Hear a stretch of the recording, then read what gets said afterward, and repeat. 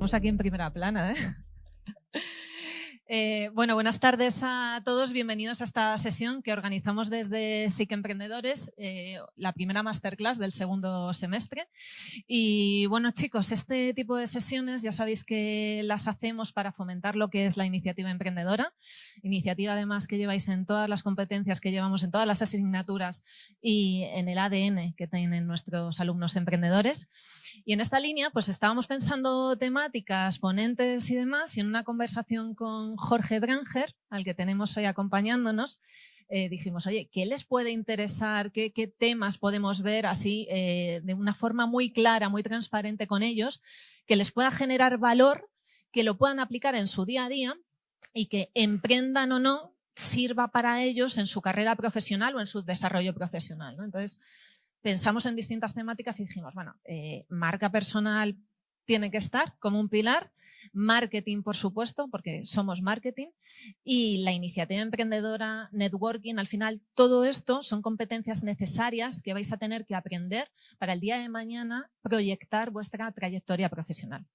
Y no podemos tener hoy mejor ponente que Jorge Branger, que está hoy con nosotros. Jorge, además, experto en creador de contenido, 2,5 millones casi de seguidores entre todas las redes, 200.000, más de 200.000 en LinkedIn, o sea que es buen ejemplo para saber qué es lo que hay que hacer y lo que no en redes a la hora de mover nuestra marca personal.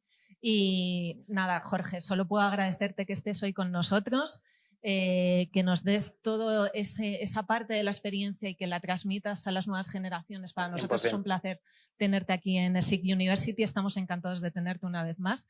Ha preparado una sesión brutal con unos ponentes brutales que voy a dejar a Jorge que los presente como se merecen. Y bueno, pues chicos, que lo aprovechéis. Vamos a tener una parte también de preguntas, aprovechar ese momento con los ponentes para intentar sacarles toda esa información, que luego les veis en redes y no es lo mismo, los tenéis hoy aquí, extraerlo, exprimirlo, llevároslo con vosotros y disfrutarlo muchísimo. Vamos a darle un aplauso enorme a Jorge por presentar. Gracias, gracias. Bueno, antes de dar comienzo también súper ilusionado a nivel personal, literalmente. Bueno, esto ya algunos del equipo sí que lo saben, pero yo empecé mi trayectoria profesional, empresarial, ahora soy emprendedor, pero empecé esta trayectoria del marketing asistiendo a un evento aquí, aunque no estudié en SIC, trajeron a unos emprendedores super cracks que habían fundado una marca de gafas que se llamaba Hawkers.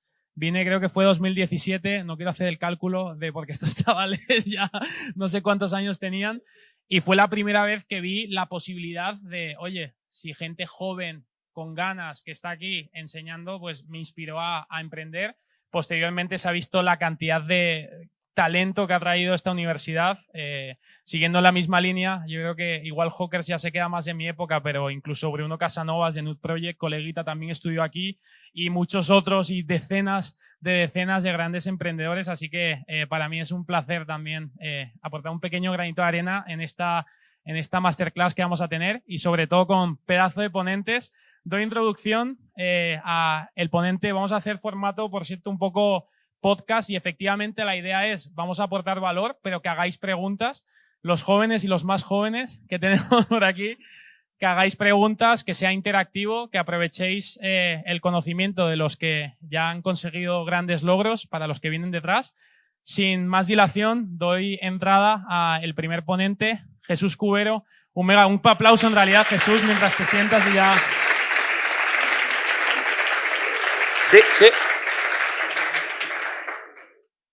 Y muchas gracias, si no he dicho personalmente, Verónica, Jaime, todo el equipo de SIC por ahí. Un aplauso también para el equipo de SIC, que no. Gracias por esto. Jesús Cubero. Buenas tardes, ¿qué tal, Jorge? ¿Quién no te conoce en el sector del marketing en España?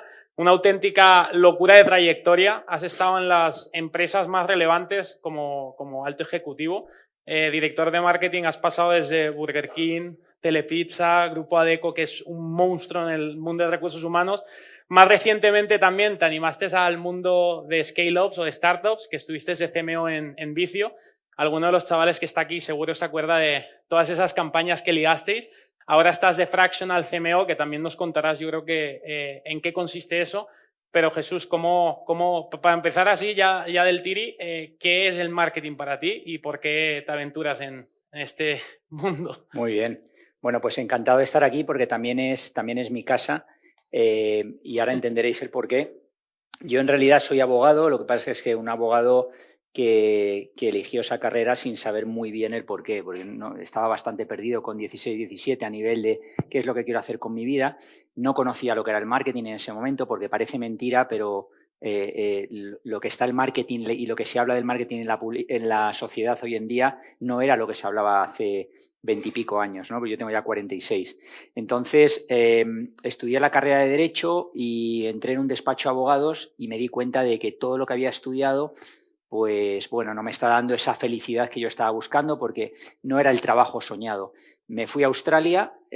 ¿Por qué me fui a Australia? Pues porque básicamente dije, voy a hacer un año dedicándome a estudiar inglés. Conseguí un trabajo con una agencia de comunicación para básicamente sacar programas televisivos e ideas televisivas allí en Australia para traer a España. Soy el padre del famoso programa de Terelu La Granja, que no vio nadie. O sea, ese fui yo en Australia. Y entonces, pues, básicamente ahí en Australia, como tenía tiempo libre, se me ocurrió el montar un puesto de mazorcas de maíz en la playa de Bondi Beach junto con un amigo australiano. Y os cuento este rollo porque creo que el marketing nace muchas veces de la intuición y de ver una oportunidad, ¿no? Yo vi esa oportunidad de rollo healthy, cuando nadie había hablado de healthy, muchísimo fast food alrededor, y dije, pues sí, logro encontrar un producto de bajo precio, de $3,50, que satisfaga la necesidad del cliente potencial, que es el surfista que sale y quiere algo sano y que le llene y que encima sea fácil a nivel de operación porque vas a rotación, digo, pues al final puede funcionar. Y entonces desarrollé un plan de marketing sin darme cuenta, desde analizar el entorno. Trabajé la innovación del producto porque iba cambiando las salsas y las diferentes especias, ponía una música, hice unas camisetas, compramos una furgoneta que la vinilamos, empezamos a hacer las P's del marketing. Y entonces, pues después de un año, para resumiros la historia y que fue bien ese puesto, a mi amigo australiano le dije, quédate tú con el negociete y dame X dinero. Pues con ese X dinero yo volví a España y aparecí por la puerta del ESIC y dije, mirad, vengo de Australia. He estado un año, todo el mundo me ha dicho durante un año, tú eres de marketing, pero cuando le digo a mi padre, ¿qué es el marketing? Mi padre, que es periodista, me decía, eso es los andaluces engominaos que van por las fiestas de Osborne dando flyers.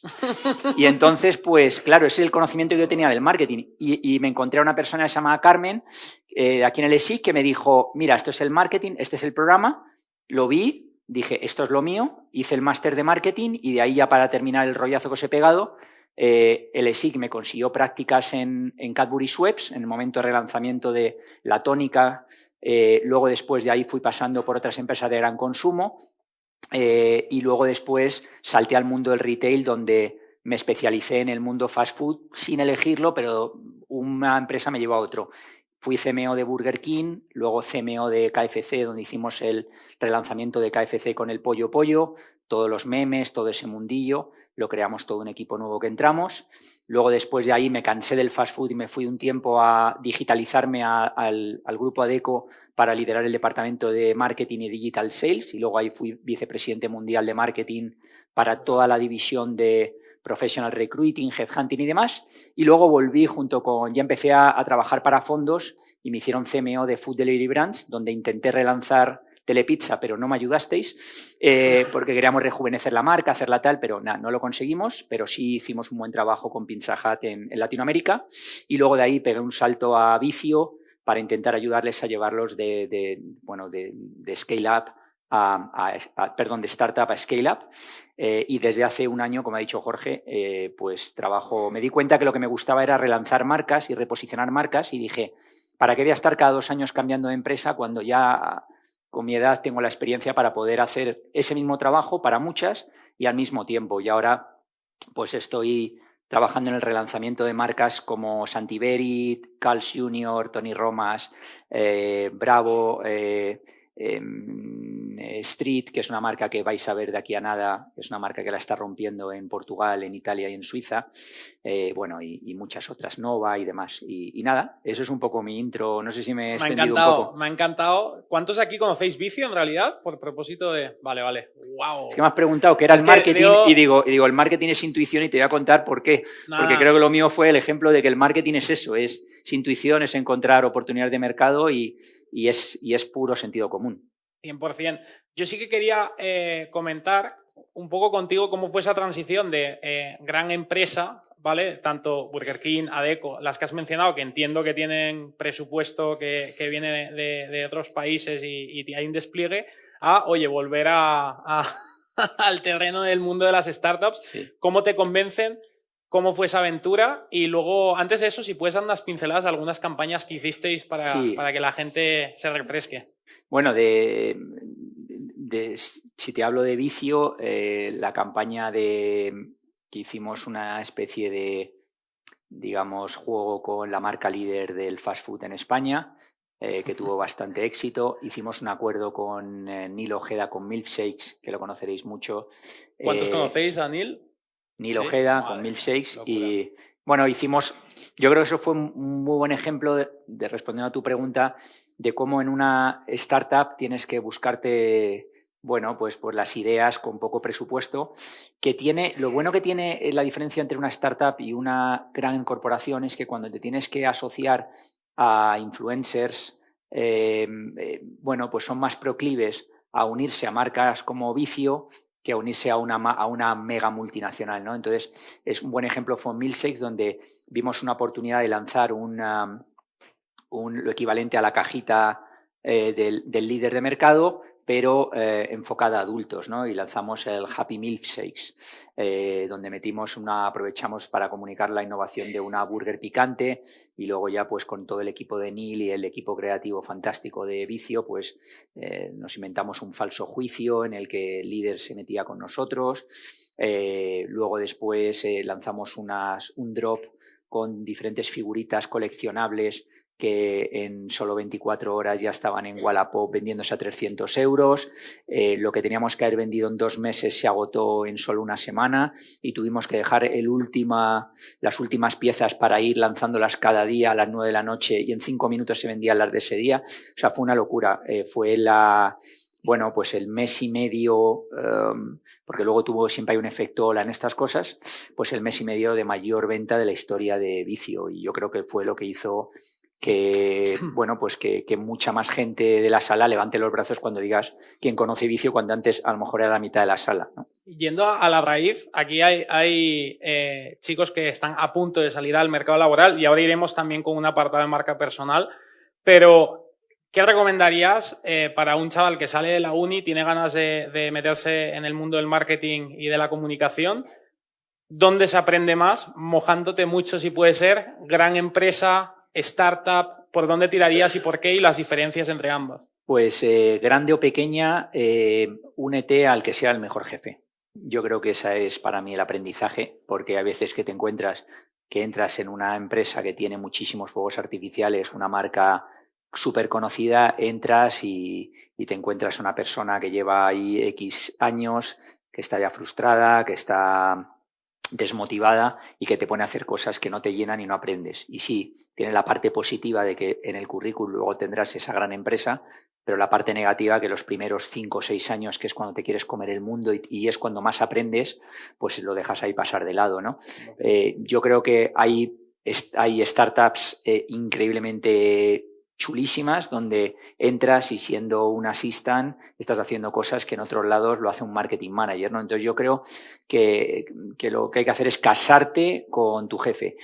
Y un aprendizaje que os doy y que de verdad es importantísimo es que cuando estéis buscando trabajo, sea lo que sea, como vais a tener una entrevista o varias, si en la entrevista oléis raro, no sigáis adelante. Porque al final no vais a estar contentos, no vais a aprender, o sea, casaros con alguien que realmente, bueno, pues os llene, ¿no? Y creo que eso es fundamental, independientemente de la marca, ¿eh? Hoy en día, ¿qué es lo más importante para medir, hablando de medición de una campaña de éxito? ¿En qué te fijas? ¿Visualizaciones, dinero que entra en caja y por qué? Sí, o sea, todo depende mucho de... Bueno, en líneas generales, para mí, lo primero que tienes que medir es lo que es el brand equity, o sea, cómo te impacta en el funnel de marca desde la notoriedad, consideración, la compra, el top of mind, eso por un lado. Luego, de ahí, por lo general, suele ir unido, cuando ganas 2-3 puntos de notoriedad, suele ir unido a que ha tenido muchísima repercusión y, por tanto, ahí ya tienes las visualizaciones y el engagement y demás.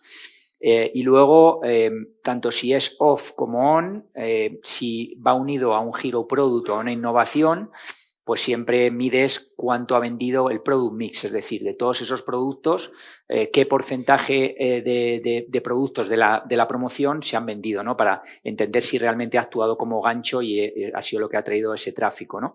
Y, lógicamente, en la parte online, pues yo creo que la mejor métrica son las tasas de conversión. Pero al final, todo se rige por las ventas y para que las ventas pues sean, como dicen los guiris, profitable, tienes que asegurarte que el coste de producto nunca supere en la mayor parte de las empresas el 30%. Por tanto, el gross margin, el margen de beneficio, tiene que ser alrededor de un 70%. Y de ahí todo eso va al P&L, que lo habréis estudiado y lo estaréis estudiando, para ver si realmente ganas pasta o no ganas pasta. Futuro del marketing ahora con esta revolución industrial 2.0 de la inteligencia artificial. ¿Cómo ves? ¿Crees que la creatividad vale tanto como antes? Sí. Te la dejo pregunta abierta. ¿Cuál es el futuro del marketing? Sí, o sea, yo creo que a día de hoy, pero a lo mejor es que yo no he visto, digamos, los contenidos suficientes, suele ser fácil de identificar cuando algo está hecho con IA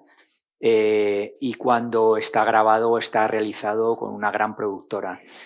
Al final hay cosas ahí, yo no sé si es la parte del acting, la parte del el look and feel. Hay algo ahí todavía que creo que la IA complementa muy bien. Por ejemplo, ahora estoy trabajando con un cliente que tenemos un presupuesto limitado de 50.000 euros para una producción y tenemos que hacer algo grande. Tenemos a una serie de embajadores de un equipo de fútbol que ya veréis.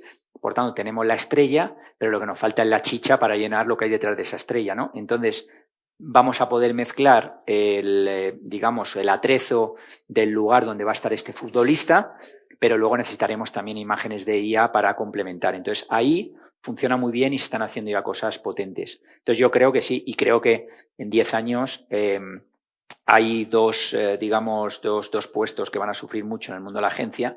El primero es el copy, que ya lo está sufriendo. Yo ahora mismo, si te pone cualquier copy, ¿sabéis lo que es un copy en una agencia, no? O sea, en una agencia hay una dupla. Está el copy y está el art.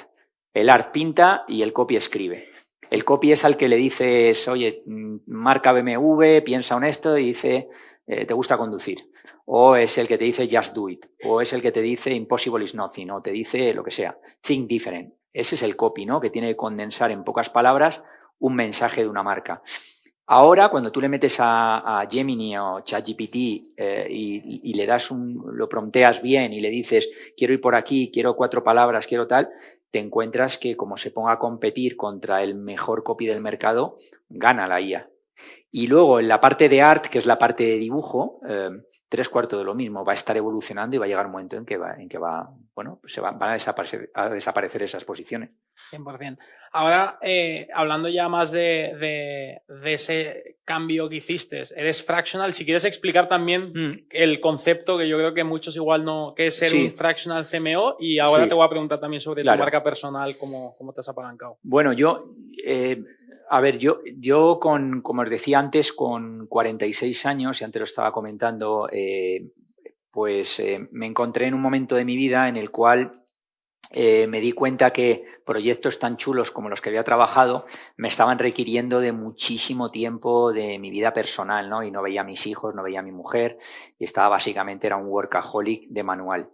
Y entonces llegó un momento en el que lo que pensé es, no hay una manera de, en lugar de ganar X menos 10, poder tener una vida en la que pueda conciliar con mi familia y en la que pueda, pues, satisfacer mi ego profesional como marketingiano, ¿no? Y entonces, pues la realidad es que eso es muy complicado. En las posiciones de CMOs hay de todo, no se puede generalizar, pero la mayor parte de los CMOs que conozco, que son unos cuantos, curras de 9 a 9 y si llegas a tu casa a las 7 sigues con el teléfono, sigues con tal, o sea, es casi un mega full time job, ¿no? Entonces, hay un momento que te puede llegar a cansar y yo pues elegí intentar trabajar menos. Y entonces, pues lo que dije es, vi los americanos que tienen esta función desde hace años, que se llama el fractional CMO, que es un CMO que se reparte en trocitos y te vendes por horas en determinados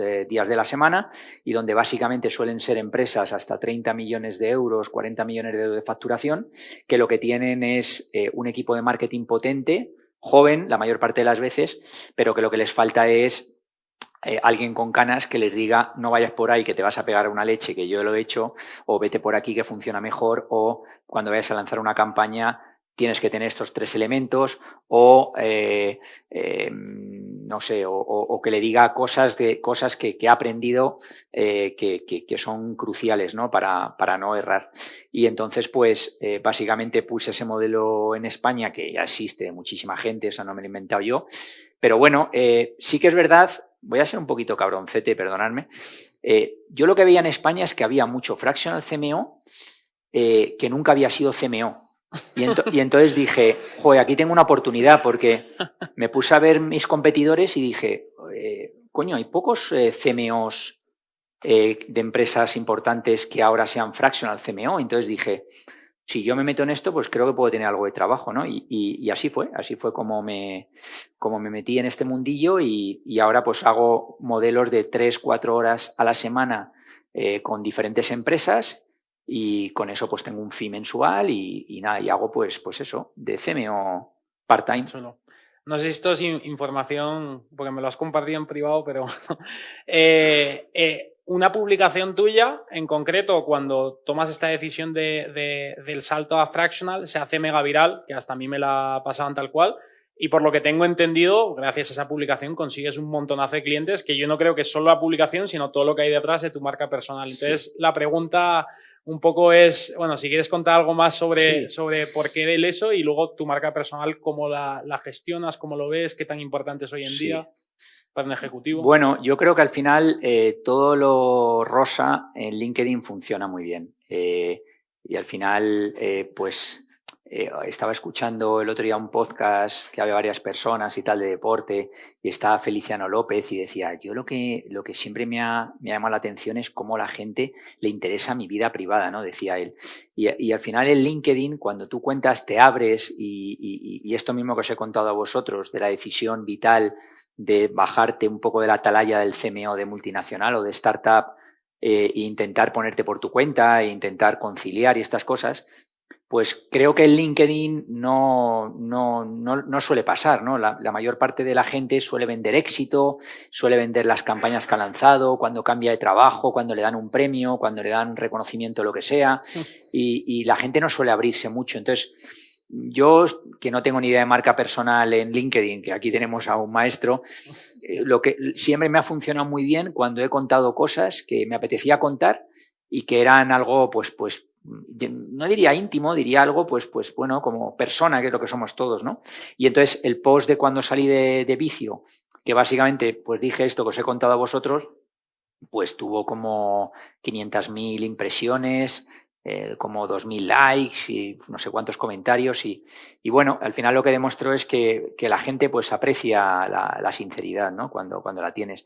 Hace poco puse uno de mi madre, que yo a mi madre la tengo en un pedestal, estamos muy unidos, de hecho tenemos un podcast que si queréis verlo os lo aconsejo, no porque lo esté haciendo yo, sino porque hay líderes de marketing, CMOs de primerísimo nivel, que se llama Nova Marketing Leaders, y es un podcast donde entrevisto a CMOs de las empresas más gordas que hay, y mi madre, que fue periodista, pues bueno, me ayuda a hacerlo.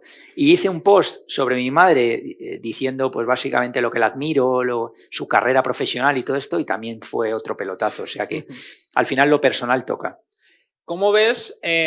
Voy a aprovechar para hacer estudio de mercado aquí con estos chavales, pero hay una tendencia que en la generación X, o como se llame, literalmente no publican en Instagram. O sea, tú ves los perfiles y no tienen publicaciones, solo stories. ¿Esto lo hacéis, chavales? ¿Alguien de aquí? ¿No publicáis en Instagram?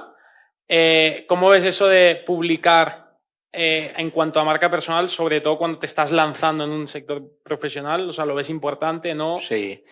Yo creo que...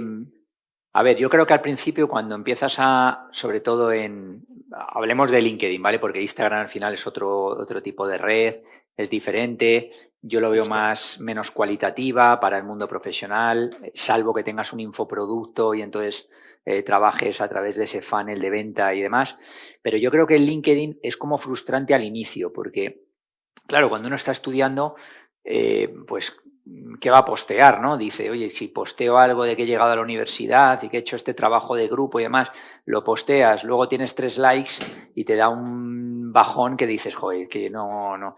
Pero creo que es una labor de ser muy consecuente, de montar un plan editorial claro de lo que quieres comunicar y lo que te quieres posicionar. He visto gente que está estudiando, por ejemplo, hay un chaval que básicamente lo que hace es preparar como si fueran discursos ficticios para CEOs y entonces lo publica ahí. Hay otros que analizan campañas y todavía está estudiando marketing, pero analiza las campañas desde su punto de vista como estudiante y demás. Y poco a poco se van haciendo con muchísimos seguidores.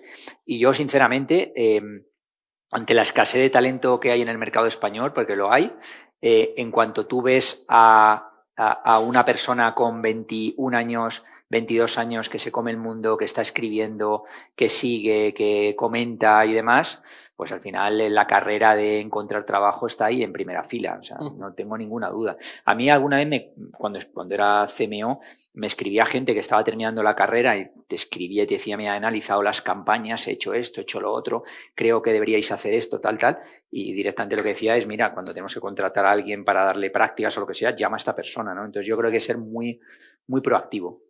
Vamos a ir a un bloque de preguntas rápida. Aprovecho también, si queréis, los jóvenes y los más jóvenes, vamos a hacer una preguntas, alzar la mano. ¿Alguien tiene preguntas en realidad? ¿Qué es lo que haces diferente al 99% de las personas en el sector de marketing? ¿Qué te hace único? No ser político. No ser político. Sí. ¿Qué se refiere? O sea, como me has dicho corto, he querido ser así como tal, pues decir lo que pienso de una manera educada en cada reunión que tengo con un cliente. Lo hacía antes y lo hago ahora, es decir la verdad. Si tengo un cliente y resulta que él dice A y yo creo que es B, no por el hecho de que me haya contratado tal, le voy a decir A y no soy político en eso, digo lo que pienso, lo que siento y sabiendo que hay un riesgo, ¿no? No a todo el mundo le gusta que le digan las verdades. Y yo creo que eso es lo que me diferencia, que es lo que no es tan común. ¿Cuál es el mejor consejo de negociación que pudieras darnos? ¿Cuál es tu estrategia a la hora de negociar? Pues mira, os voy a contar una historia muy breve. La respuesta es hacer preguntas. Y resumiéndolo así brevemente, cuando me expatriaron a Italia a trabajar en cremas solares, Hawaiian Tropic, Banana Boat, Wilkinson, en fin, una multinacional competencia de Procter. Entonces, cuando llegué allí, supuestamente yo antes era brand manager en España y me iban a dar una posición de key account, de ventas, porque yo decía, bueno, pues si me meto en ventas y demás. Y entonces el director comercial cogió y me dijo, vente conmigo, y me llevó a un supermercado. Y entonces me cogió y me dio un bote de crema solar, me lo dio y me dijo, bueno, venga, yo soy el comprador y ahora pues véndemelo. Y entonces yo empecé, esta crema lo que te va a hacer es proteger, encima tiene una textura increíble, el olor, el precio, le empecé a pegar todo el rollo, ¿no? Y esta historia, que la habéis escuchado en otras cosas similares, ¿no? De véndeme este bol y estas cosas, pues yo esa historia no me la sabía. Y entonces, después de pegarle todo el rollo, lo que me dijo fue, tú eres de marketing y no de ventas. Si quieres, te doy la posición de brand manager aquí. Y le dije, ¿por qué no de ventas? Dice, porque lo primero que tiene que hacer un buen vendedor en una negociación es decirle, tú usas cremas solares, ¿con qué clientes trabajáis? ¿Qué precio estáis pagando por ello? ¿Qué os falta a nivel de productos solares? Y todas esas preguntas te llevan a saber por qué camino tienes que llevar en la negociación para intentar convencerle. Y eso fue un aprendizaje para mí. Entonces, lo mejor negociación, hacer preguntas antes. Bueno, primero de todo, darte las gracias por todo lo que nos has dicho. Y me gustaría hacerte una pregunta porque, bueno, sabemos que el mercado del fast food es como súper competitivo y, bueno, conseguiste diferenciar a Vicio con todo lo que nos has contado de la campaña del juicio falso y todo esto, pero siendo una emprendedora joven, sin mucho presupuesto y más en un mercado que también es muy competitivo como el del fast food, que es la moda, ¿qué consejo le darías a cualquier emprendedor? En retail moda. Sí. Vamos a ver, porque me has tocado un sector que controlo menos. O sea, yo lo que creo siempre, en moda y en cualquier sector, es la diferenciación. Es decir, si tú al final vendes zapatos que son iguales a los que está vendiendo el otro 80% de la competencia, lo normal es que te cueste mucho venderlos. ¿Por qué? Porque te falta el recurso principal, como tú has dicho, que es los medios, la publicidad, ¿no? Y luego, segundo punto fundamental, que son el tema de influencers, que creo que es la mejor publicidad hoy en día para cualquier producto, ¿no? Entonces yo creo que es diferenciación. Cuando veo, por ejemplo, productos que no había visto antes o que directamente son súper originales y demás, ya tienen muchísimo terreno ganado. Por eso yo siempre cuando me siento con un cliente lo primero que le digo es el what do you stand for, ¿no? Que es cuál es tu propuesta de valor diferencial y dime de todos tus competidores, ¿qué dirías en una frase que el resto no te podría seguir? Si eso lo tienes clarísimo y es irrebatible, tienes un montón ganado. Si en cambio no, métele pasta, métele influx o ten un founder famoso que ya te haga de influ también. Hola, se me oye, sí. ¿Qué tal? Encantado, Jesús. Un placer conocerte así personalmente y me parece muy interesante todo lo que nos estás contando. Bueno, yo pertenezco al curso que está dando Jorge, que veis ahí, de Código Azul. Soy CEO y cofundador de 2 empresas y te quería hacer una pregunta. Tú que has vivido en Australia y que eres un experto en marketing, mi visión en este tiempo era como que España estaba un poco retrasada de cara al marketing digital. Todo el tema de promoción a través de las redes, LinkedIn y demás. Entonces, creo que últimamente como que estamos convergiendo con Estados Unidos de una manera muy rápida. No sé qué opinión tienes acerca de esto. Estoy totalmente, súper de acuerdo con lo que dices. Yo creo que el fenómeno de los infoproductos, que es americano, ha explotado en España y cosas... Yo ayer estuve, por ejemplo, con Anas Andalousi, que colabora con el ESIC y demás, estuve comiendo con él, o con David Turu, con Pablo Martí, estoy hablando de gente de infoproductos pues David Turu de lanza tu negocio y hazlo escalable, Anas IA, Pablo Martí, tema nutrición y hábitos saludables. Y las conversaciones que tengo yo con ellos, yo hace 5 años, 6 años que estaba también en el mundo del marketing, no existía eso en España.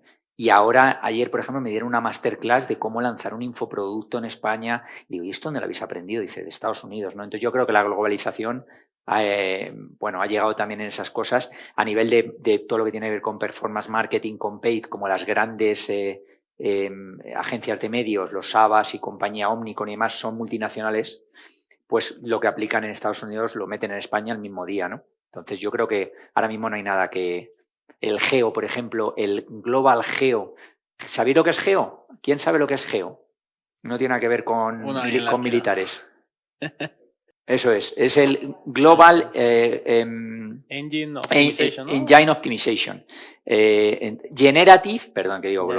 Generative Engine Optimization, que es el SEO aplicado a los motores de búsqueda de IA. Es decir, cuando tú tienes que meter en ChatGPT, dime por favor cuál es la mejor marca de zapatillas para correr un maratón, tú estarás ahí posicionado en primer lugar. Y te digo esto porque el Global Geo de L'Oréal Group a nivel mundial es Jaime del Valle, que es un español. Entonces, ese es el ejemplo de que al final cuando hablamos en IA, pues se traen a un español a liderar el geo a nivel global en L'Oréal, ¿no? Entonces, ya no tenemos que avergonzarnos de nada. Oye, estos, mojándote un poco a nivel clickbait, Anas, David, ¿no tienen nada que enviarle a ejecutivos de marketing? O sea, su conocimiento y lo que te ha impresionado, los conocimientos a nivel infoproducción, ¿qué tal? O sea, lo que tienen lógicamente, a ver, no hay milagros. Una persona de 22 años o 21 años, pues solo por años de experiencia no puede saber de marketing más que uno de 46. Imposible, por muy brillante que sea. Sobre todo porque le falta la experiencia de haberse dado leñazos en multinacionales y 100%. Con equipos, con directivos, con CEOs y demás. Lo que tienen es la metodología técnica, la capacidad técnica de cómo aplicar para que metiéndole luego contenidos funcione. Es decir, ellos saben perfectamente trabajar el clickbait y les falta luego la experiencia del resto, ¿no? Pero en esa combinación es donde está, yo creo, la magia. La magia. Qué bueno, gracias. Lo que quería preguntar es cómo hacer para llamar la atención al escribir, hablar con alguien, ya sea en LinkedIn, en persona o cualquier cosa, o sea, si nos pudieras dar un ejemplo de alguien que te haya contactado y que te haya resaltado, estaría increíble. Pues mira, cuando algún chico que está estudiando me escribe y se ve que es un mensaje tipo que ha mandado a 40 personas, que huele a distancia, ya eso te echa para atrás. Porque dice, está probando ahí, ha lanzado las redes y a ver qué pescado tal. Eso es lo primero. Lo segundo, cuando te meten un rollazo, cuando te meten un texto ahí que no te da tiempo a leerte. Entonces yo creo que el mejor consejo es, en el primer párrafo es donde está la atención y es donde puedes meter la venta, ¿no? Y creo que cuanto más te desnudas en ese texto, más generas esa, digamos, esa empatía por parte de la otra persona. Es decir, cuando alguien dice, mira, estoy intentando encontrar la primera oportunidad, pero es que es imposible que nadie me responda. Tú ya te pones en una situación en la que le tienes que responder, te sientes mal, ¿no? O cuando te dices, soy un apasionado y desde pequeñito seguía todas las campañas y no sé qué, no sé cuántos, y me fliparía tener la oportunidad de un día lanzarlas yo. ¿Te puedo quitar 3 minutos de teléfono literal para hacerte una pregunta? También te engancha. Todo lo que sea el rollo ese, ¿sabes? El rollo que todos sabemos escribir. Le pides a ChatGPT, ponme un rollo para escribir a Jorge Branger y se lo metes ahí. Eso no funciona. Hola, Jesús. Bueno, yo también soy de aquí del team de Jorge. Me está encantando todo lo que nos estás contando porque la verdad es que no te conocía. O sea, conocía pues los titulares de LinkedIn, ¿no? Pero me está encantando conocerte como persona, que es un poco también lo que has resaltado de tu valor, ¿no? De tu diferencia en muchos sentidos, ¿no? El cómo te muestras también hacia un cliente, etcétera, ¿no? La pregunta, la verdad es que va más dirigida también, que yo creo que les vendrá bien también a todos y a los chicos. ¿Cómo pasas de empezar de becario, que al final todos o casi todos hemos empezado de becarios, a llegar a ser un Global CMO? O sea, ¿qué consejos darías para esa parte de plan de carrera o de si realmente quieres hacer una carrera que te permita esos ascensos o esas promociones? ¿Qué nos puedes contar de esta parte? Pues mira, yo creo que hay dos maneras de crecer profesionalmente y las dos son válidas. La primera es, te metes en una empresa y eres tan sumamente brillante y tienes la grandísima oportunidad de que tus jefes son gente que no tienen miedo a que les hagas sombra y entonces empiezas de becario, luego te hacen assistant, product manager, brand manager, marketing manager, head of marketing, director de marketing y CMO. Y hay ejemplos en L'Oréal, Procter, Unilever, así. Y ese es un ejemplo de carrera donde se tienen que alinear los astros, porque no es solo que seas bueno, sino que en ese momento se liberen los huecos, que tengas un jefe que te apoye, que no haya envidias, que los CEOs que han ido pasando confíen en ti. Entonces, bueno, eso es alineación de astros, pero se da, ¿eh? Y luego está el segundo, que es el que hice yo, que es más impaciente, que es que en cuanto ves que la persona de arriba te bloquea y no tiene intención de moverse de ahí, y lo normal es que puedas pillar esa posición después de 6, 8 años, digas, mira, para estar aquí 6, 8 años y tienes ambición, pues cambias. Entonces, yo básicamente lo que hice fue entrar de becario en Schweppes, luego me hicieron assistant, de ahí el grupo Energizer me hizo brand manager, de ahí me mandaron a Italia y me hicieron marketing manager, luego me hicieron group manager y la directora y íntima amiga mía, Alessandra, me dijo, Jesús, yo me voy a jubilar aquí y tengo 35 años, yo no me quiero mover de aquí, me han ofrecido irme a Francia, tal, pero yo tengo mi familia y tal, y estoy aquí feliz. Y entonces cuando vi eso, y encima en Italia, dije, bueno, pues si me sale otra cosa. Y entonces Burger King me dijeron, queremos un marketing manager para Italia, entre España, Italia y demás. Y dije, para allá. Y luego, y este es el hecho clave, es para pasar de marketing manager a director de marketing, Eso no lo puedes hacer con un salto de empresa. Es muy difícil, porque cuando eres marketing manager y quieres ser director de marketing, te pones a pelear en el mercado contra los directores de marketing que ya lo tienen en el currículum. Entonces ahí es muy raro que una empresa, digamos, apueste por alguien para dar la oportunidad. Entonces, el hecho clave para mí en mi carrera fue que Burger King conseguí que el CEO me hiciese de marketing manager, me hiciese director de marketing y luego CMO. Una vez que ya te pones CMO en el currículum, ya lo tienes hecho. O sea, en el sentido de que ya eres CMO y por tanto, en una empresa pequeña, grande o mediana, te van a llamar para ser CMO. Entonces creo que el hecho clave, el único hecho clave es de marketing manager a director de marketing, porque hay muchas empresas que de brand manager a marketing manager sí te pegan el salto. Es solo eso, es el puesto directivo. Yo a mi mujer le digo, el otro día le han hecho directora. Dije, ya está, Robbie, ya eres directora toda tu vida, ya está.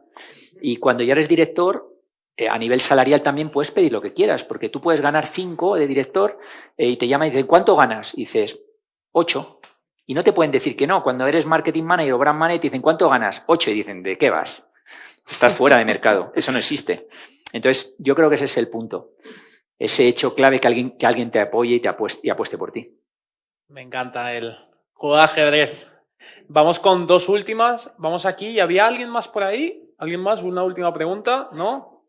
Bueno, pues yo soy Susana Jesús. Encantado. Yo me dedico al mundo de los recursos humanos. He sido directora de recursos humanos muchos años en multinacionales y ahora desde hace unos años decidí montar mi propia empresa, apoyándome posiblemente en todo ese conocimiento que hablamos de 30 años, ¿no? Conociéndonos. Pero en el mundo de los recursos humanos yo he visto una cosa, ahora ya estoy flipando con todo lo que aprendo en este máster. He visto una cosa muy importante y es que la trayectoria profesional de la gente está cambiando radicalmente. Yo ahora aprendo de gente de 30 años, aprendo de gente de 30 años o de 20 y pico años. Yo creo que tengo 51, creo que me voy a pasar toda la vida aprendiendo. Sí. Creo que ese es el rol en el que estamos y en el que yo disfruto enormemente, pero creo que es como todos tenemos que empezar a pensar. Pero creo que hay una cosa maravillosa que es esta parte de marca personal que hace que seas libre a la hora de decidir tu evolución y tu carrera, ¿no? Esta carrera que nos acabas de contar, que es así, tal cual la planteas, creo yo que ellos y nosotros tenemos una oportunidad de reinventarnos y de aprender bestial. ¿Cómo ves los recursos humanos, que además has pasado por Grupo Adecco, que yo también pasé en su día? ¿Cómo ves el futuro de los profesionales, de los perfiles, de las competencias en las que tienen que desarrollarse? ¿Hacia dónde lo ves? ¿Hacia dónde se encamina el reto profesional que tenemos por delante? Mira, a nivel de recursos humanos, yo el otro día di una charla en AECOC que era sobre recursos humanos y se llamaba Sun Tzu, el arte de la guerra aplicado a los recursos humanos, ¿no? Y entonces básicamente lo que hablábamos era de cómo las marcas se tienen que convertir en cómo los recursos humanos tienen que ayudar a las marcas a no solo tener una brand image de cara al consumidor, sino también al talento potencial, ¿no? Y ponía el ejemplo de las marcas espejo, como por ejemplo Balay.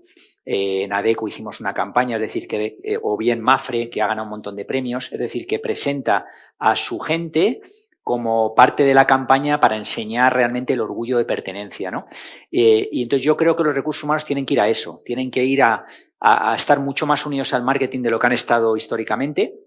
Creo que cuando se plantea el plan de marketing, el director de recursos humanos y el de marketing se deberían sentar para decir, vale, ahora cómo vamos a hacer la comunicación interna de la compañía para que fluya y para que todos los touch points de la campaña de comunicación fuera, los empleados lo vivan y lo sientan y tenga un sentido. Y la manera también de comunicar las newsletters internas, todo eso tiene que vivir de la campaña, ¿no? Entonces yo creo que el futuro está en que tienen que estar unidos, que la comunicación interna tiene que ser un departamento que esté entre marketing y recursos humanos, tendría que ser una persona con un doble reporting, y que las marcas espejo pues la están pegando muy duro porque al final son lo que refleja, digamos, el espíritu de la empresa. Hacia ahí va, pero pegué una charla porque me informé bien, me lo preparé bien y tal, y ahí había un montón de claves donde tienen que unirse. Bueno, yo iba a preguntar un poco, creo que muchos de los estudiantes tenemos como esta duda, que es si sabemos, pues tenemos un modelo de negocio o tenemos una idea, pero nos da como miedo empezar o no sabemos bien cómo empezar por falta de experiencia y no nos lanzamos a ello. ¿Cómo recomendarías empezar? Si empezar en otra empresa, ir empezando poco a poco sin salir a la luz.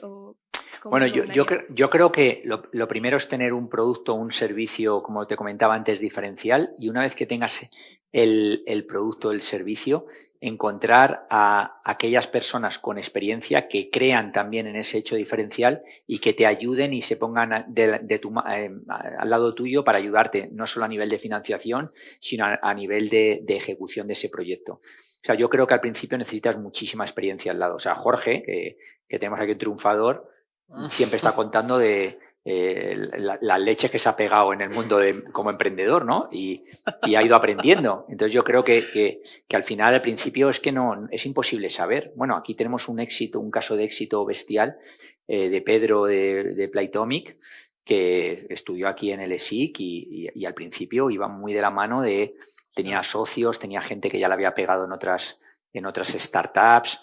Cuando tenemos el caso de Power MBA, que es otro caso también de éxito, también se asociaron a emprendedores en serie. Es decir, yo creo que es muy difícil que que nadie de cero logre triunfar con un producto o un servicio así de la nada. O sea, creo que hay que asociarse a gente que crea en tu proyecto. A mí me llegan, por ejemplo, muchas veces mensajes. Lo que pasa es que yo no soy un inversor en serie, pero me llegan mensajes de planes de modelos de negocio nuevos, sobre todo el mundo food, del mundo de retail y demás. Y lo primero que les digo es eso, consigue la financiación. Si tienes un restaurante y estás facturando 1 millón de euros y lo puedes replicar, pues busca a alguien que ponga el dinero para abrir 50. Pero no te pongas tú ahí a endeudarte si realmente no sabes, ¿no? Entonces yo creo que júntate con gente que sepa. Gracias, Jesús. Soy Roberto Jabaloyas, también alumno de Jorge. Ya has respondido un poco a la pregunta, pero iba por ahí. Sí, a los alumnos incitarles a que sean trabajadores dentro de empresas o que emprendan. Sí. Yo soy emprendedor y también con empresa propia. Y yo apuesto porque la gente aprenda, pero en cuanto tenga capacidades, que emprenda. A mí me gusta mucho un modelo que he visto en mucha gente. Gracias. Que es, gracias a ti, he visto un modelo que me gusta mucho, que es gente que quiere emprender, pero primero trabaja en empresas, se forma y luego emprende. Y yo creo que ese modelo, yo creo mucho en ese modelo. Incluso he visto casos en Burger King, la persona que más sabía de marketing intelligence, de todo esto, que se curtió en muchísimos países. Resulta que su padre tenía una cadena de hoteles súper potente y él estuvo 6 años en Burger King, se fogueó de un país para otro y ahora es el director general de todos los hoteles. Y él dice siempre, mi padre era un emprendedor, pero si yo me hubiera metido ahí, no hubiera podido aplicar todo lo que aprendí en una gran multinacional. Entonces yo creo que ese modelo, hacerte 4 o 5 añitos en una empresa y foguearte, entender las dinámicas, emprender también es gestionar personas y es lo más complicado que hay. Entonces eso lo aprendes mucho en las empresas, la política, las reuniones, saber que sí, que no, que te dejen tirado cuando estás en medio de un proyecto, muchas cosas, ¿no? Y luego, si esos errores los puedes cometer en la empresa de otro, pues mucho mejor, yo creo.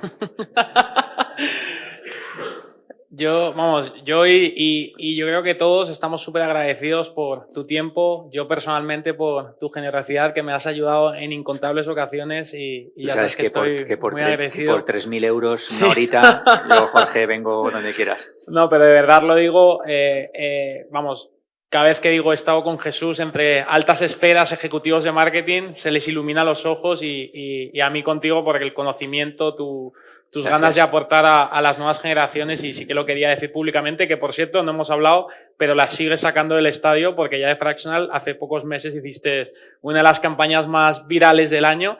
Así que nada, Jesús, muy agradecido, 1000 gracias por todo. Quería finalizar, si pudieses poner en un billboard de Nueva York, en Callao, de forma permanente, una frase, un mantra, algo que nos quieras dejar, ¿cuál sería? Sí. Iba a hacer un chiste con lo de la Super Bowl del otro día de Bad Bunny. Yo creo que al final, para mí el resumen de mi carrera como CMO, como mi carrera en el marketing, es que cuando cojas un reto, déjate la piel y cuando ese reto se acabe, cambia y haz uno nuevo. Es decir, siempre, a mí me gusta esa frase de cuando un tonto elige un camino, el camino termina y el tonto sigue, ¿no? Pues eso es. Cuando llegas y te encuentras un reto, pelea a muerte cuando ese reto haya acabado. Si tu empresa que vas a lanzar, si tu startup no funciona, no te obceques, cambia, lanza otra idea, métete en nuestro trabajo. O sea, déjate la piel hasta que ya no tenga sentido. Para mí ese es el learning que tengo. A por todas. Muchísimas gracias Jesús Cubero. Muchas gracias. Espectacular.